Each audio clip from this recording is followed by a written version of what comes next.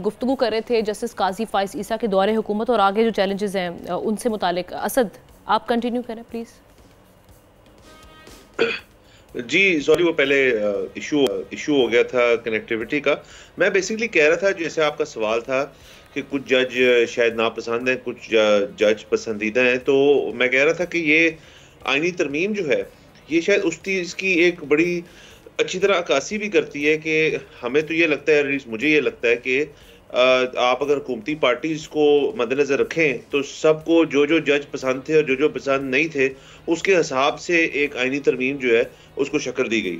जो और जितनी जल्दबाजी में और जितनी तेजी से की गई, ये मेरा तो ये ख्याल है कि इसके अंदर अभी भी एम्बिग्यूटी बहुत ज्यादा है और आगे जाके शायद 27वीं भी लानी पड़े। और अब तो एक प्रेसिडेंट सेट हो गया जी कि हम बड़ी जल्दी ये चीज कर सकते हैं और हम इसको आगे लेके जा सकते हैं, तो ये बड़े इंटरेस्टिंग मामला होंगे। जहाँ तक काजी फैज साहब की बात है, उनको एक लेबल किया जाता है एज अ मैवरिक जज, और उन्होंने बड़ा शुरू में जब उनके आने से पहले भी सितंबर 17, 2023 मुझे याद है एक्चुअली वो दिन जब काजी फैज साहब ने अपना ओथ लिया, और उससे लेके आगे तक बड़ी चीजें हमने देखी। आईनी मामलात में भी लिपटे रहे और बाकी दीगर और मामलात, इलेक्शन उनके अंडर हुआ, ये सब कुछ था। बट एक चीज जो मेरे ख्याल में जरा हम अवॉइड तो मैं नहीं कहूंगा, बट हम शायद याद नहीं रखते कि मीडिया के ऊपर भी उनका एक स्टांस था। इसको मैं इक्वेट करूंगा साकिब निसार साहब से भी कि वो भी मीडिया लाइमलाइट में रहना चाहते थे। मैं काजी फैज साहब के बारे में ये नहीं कहूंगा, बट मीडिया के साथ उन्होंने काफी दफा अपना इस चीज का अपने बयानात दिए कि वो नाखुश भी हैं, और उन्होंने बल्कि सुप्रीम कोर्ट के जरिए काफी जो जर्नलिस्ट हैं एंड स्पेशली जो हुकूमत उस वक्त कर रही थी कि जो सोशल मीडिया वीलॉगर्स वगैरह हैं उनके ऊपर भी उनका एक बड़ा एक स्ट्रिक्ट स्टांस था और उसको आगे तक लेके गए।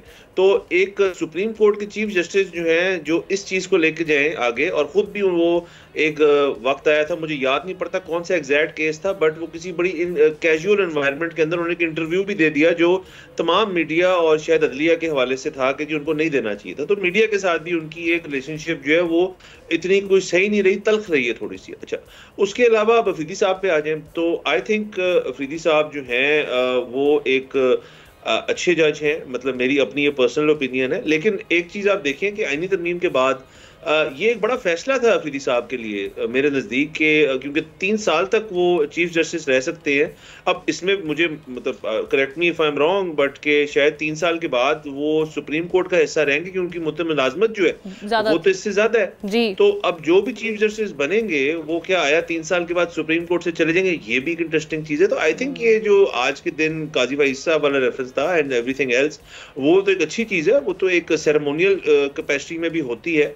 अच्छा होता कि मंसूर सईद शाह साहब भी होते वहां पे as the next most senior जज, बट जाहिर है कि ये मामलात जो है ये इस चीज को दिखा रहे हैं कि जो कमराडरी का लफ्ज एक यूज हो रहा है जजेस के बीच में और इस कम्युनिटी के बीच में बड़ी कमराडरी जो है वो होती है, उसकी हमें बदतरीज कमी जो है ओवर द ईयर्स नजर आई है।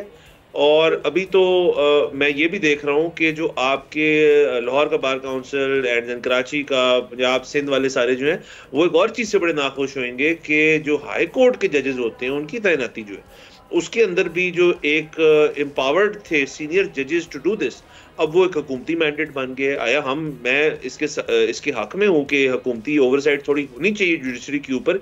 यही रसाकशी जो है ये चलती रहती है, हुकूमत भी कुछ करती है तो जुडिशरी इज देयर, जुडिशरी कुछ करती है तो हुकूमत इज देयर। तो ये सारे मामलात हैं। बाकी आगे गुड लक टू अफरीदी साहब और आगे हम देखेंगे क्या होता है। सब्सक्राइब करें और बेल दबाएं ताकि कोई खबर रह न जाए।